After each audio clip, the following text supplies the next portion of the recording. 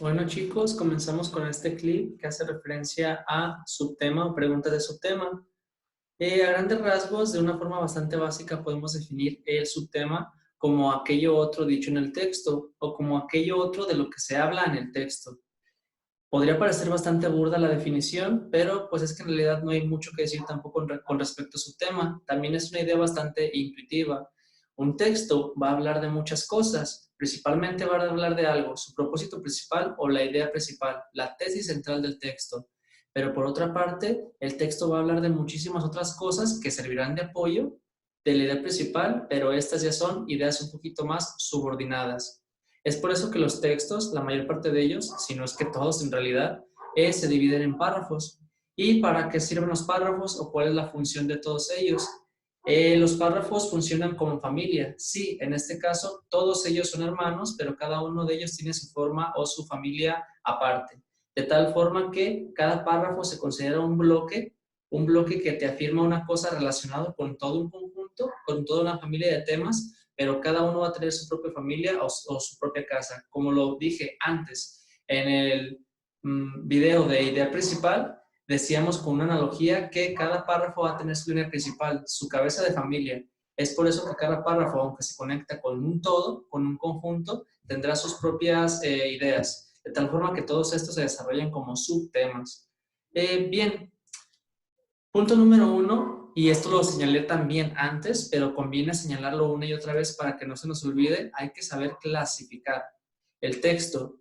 Proporcionando quizá yo otra analogía o otra comparación, un texto funciona como una especie de sistema solar, donde yo tengo mi tesis central que es mi núcleo o mi sol, y todo lo demás, los demás planetas circundan alrededor de este mismo sol. Esto es lo que sucede con los subtemas. De alguna forma se subordinan o se ponen por debajo o simplemente circundan la idea principal. Son importantes, cada uno tiene su órbita, pero lo que tenemos en el centro es nuestro Sol, nuestra idea principal. Lo primero con lo cual los alumnos casi siempre nos equivocamos, y esto es bastante cierto, aunque parezca un poquito sencillo, de hecho es que no sabemos diferenciar o clasificar. A veces un alumno llega conmigo en asesorías y me dice que ambas respuestas son correctas. Sí, ambas respuestas se mencionan en el texto, pero una se menciona como idea principal y la otra se menciona como subtema. Entonces, dependiendo de lo que me pregunte el reactivo, pues yo voy a poder elegir. Entonces, no olvidemos, identificar idea principal es algo bastante importante. El subtema habitualmente se encuentra al final del texto. Subrayo nuevamente nuestro concepto muletilla en lectura y redacción. Habitualmente significa no siempre, pero casi siempre. De tal forma que, chicos, y esto sucede sobre todo en los textos de carácter científico o informativo, los textos no literarios, nuestra subtema casi siempre lo vamos a ocupar allá abajo. Digamos que el subtema es una especie de paréntesis, un cierre. Primeramente hablamos de la idea principal, primer párrafo. Segundo y tercero son apoyos de la idea principal. Y el cuarto párrafo y último es solamente algo que no se desconecta del todo, pero le damos un nuevo enfoque. Y ese se encuentra habitualmente ya sea en el último o en el penúltimo párrafo, en los últimos párrafos. Entonces hay que saber localizar el subtema aquí. Insisto, no siempre, pero al menos sí lo podemos señalar de esa manera. Ya lo dije, aunque no se desconecta de la idea principal, se desvía mostrando un nuevo enfoque. Sí, en conjunto, todos los párrafos pertenecen a un núcleo familiar muy extenso, pero cada uno de estos párrafos tiene su propia familia exclusiva. De manera que muchos subtemas van a servir como apoyo de la idea principal, pero va a haber este párrafo que en cierta medida, aunque esté hablando del tema en concreto, esté hablando de ese tema, de hecho se desvía hasta cierto punto, se desvía un poquito, aunque pertenecen a este sistema solar, a este texto. De hecho, aquí le estamos dando un enfoque distinto al texto. Es por eso que este subtema es bastante marcado, porque los otros subtemas, porque en un texto hay cantidad de subtemas, hay demasiados, pues vamos a elegir aquel que de alguna forma funciona como una desviación que no se desconecta por completo del sistema, pero ya estamos hablando de una cosa aparte. Un paréntesis. Punto número 4 y último punto. Cuando se presentan diferentes subtemas, elegir aquel que se destaque más. Y aquí, ¿cuál va a ser mi criterio? Como dijimos en el punto número 3, aquel que dé un nuevo enfoque o otra desviación.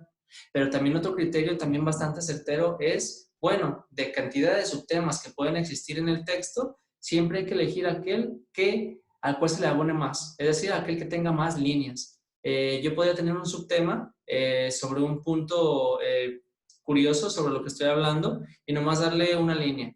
Tengo otro subtema en el párrafo 3 donde le doy 2 o 3 líneas, pero al final del texto al subtema le doy todo un párrafo. Entonces aquí también nuestro criterio es, pues en realidad, la cantidad.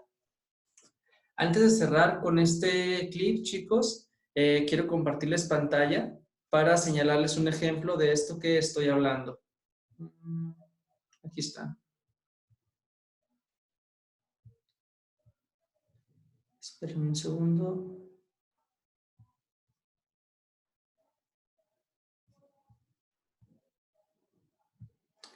Ok, me gustaría leer en voz alta este pequeño texto, simplemente para que se percaten de lo que es el tema principal. Si ustedes, el tema principal y el subtema, si ustedes gustan leerlo también desde sus casas, pónganle pause al videoclip y léanlo, y después compartimos nuestras opiniones.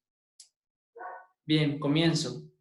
Ha vuelto a resurgir en la red un anuncio que se hizo hace algunos años, cuando empezaba a existir alarma por el colapso de las colonias de abejas. Tras un debate en el Instituto Ehrwacht, creo, un importante organismo dedicado a la investigación del medio ambiente decidió nombrar a las abejas como las especies más valiosas del planeta.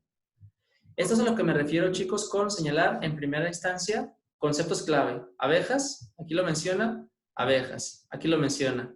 ¿De qué vamos a hablar? Pues de las abejas. Pero también hay que señalar líneas principales, y la línea principal está aquí, de hecho. Las abejas como especie más valiosa del planeta. Inclusive si esto pudiese aparecer en mis opciones, ya sea de forma textual, copia y pega, o como un parafraseo, esta es mi idea principal. De esto es lo que vamos a hablar en el texto. Aquí ya cubrí mi punto número 1, identifiqué el idea principal para ahora ir a los subtemas. Sigo leyendo. Un grupo de eminentes científicos determinaron que las abejas eran más esenciales para el ecosistema que los hongos, el plancton, los primates y otras especies. Esto se debe a la importancia que tienen en la polinización, brindando alimento a innumerables especies y, por supuesto, ayudando a que el mundo goce de flores y miel.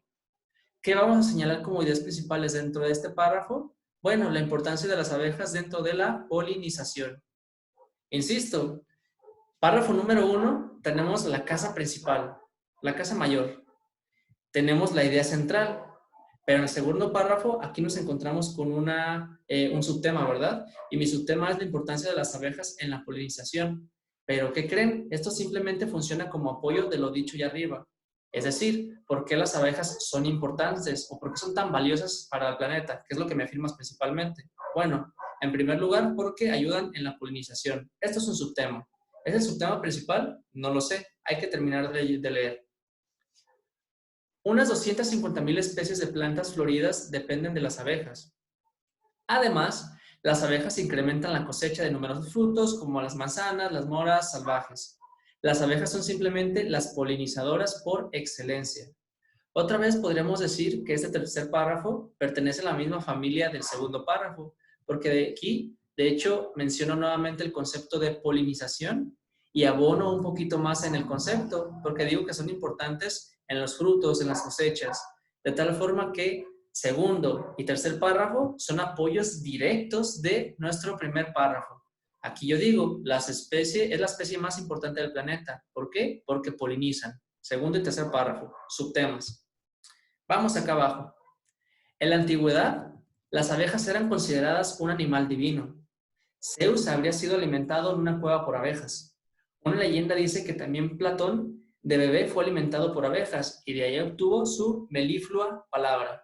Melifluo significa dulce y por supuesto que es una metáfora hacia las abejas. En la India, el sol es llamado la miel de los dioses y la miel es comparada con el soma, la bebida de la inmortalidad. No sé, chavos, si ya se dieron cuenta que mi respuesta correcta sobre su tema se encuentra en este último y cuarto párrafo. Cumple con los criterios. Se encuentra al final del texto, señalamos o identificamos la idea principal, le damos un nuevo enfoque, de hecho, está bastante desconectado, y es que de hecho este es el criterio principal para elegirlo como subtema. ¿Por qué? Hay que hacer la comparación. Tenemos nuestro Sol. Nuestro Sol es la importancia de las abejas en el planeta. Tenemos nuestro primer planeta, el más acercado. Son importantes porque polinizan, y esto funciona como apoyo que está circundando alrededor de nuestra idea principal. Párrafo número 3, otro subtema que dice que son importantes por la polinización y también porque contribuyen a la cosecha. También funciona como apoyo. Pero tenemos un planeta que está un poquito más y más alejado y de hecho es un poquito más grande que los otros planetas. Digamos que es el Júpiter de este texto, que es importante, es grande, pero no es nuestro Sol. En este caso, cumple la función de ser un subtema y pertenecer al sistema, porque también en este párrafo estamos hablando de abejas. No dejamos de hablar de abejas a lo largo de todo el texto, pero al menos en este último párrafo le damos un enfoque donde hablamos de las abejas en la mitología griega, en la cultura griega, porque habla de Platón. También hablamos de la India, por ejemplo, de tal forma que aquí le damos un enfoque muy distinto. El nombre o el título de este subtema sería pues simplemente las abejas en la mitología, pero en este caso se convierte en el subtema principal porque es el que está un poquito más desviado y más desconectado, sin perderse por completo, bueno, pues de la idea principal del texto. Como les digo, chicos, casi siempre funciona así.